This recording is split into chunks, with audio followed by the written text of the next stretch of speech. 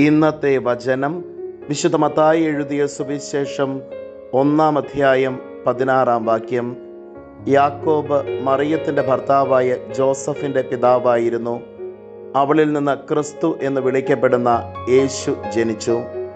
കാരുണ്യവാനും സ്നേഹനിധിയുമായ നല്ല ദൈവമേ, അങ്ങേ തിരുസന്നിധിയിൽ ഞങ്ങളുടെ എല്ലാ പ്രാർത്ഥനകളെയും ചേർത്ത് വയ്ക്കുന്നു.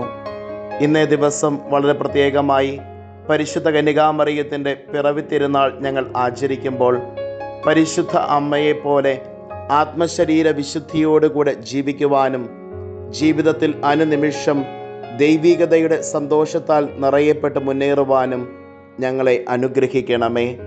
അമ്മേ മാതാവേ, ഞങ്ങൾക്ക് വേണ്ടി മാധ്യസ്ഥം യാചിക്കണമേ.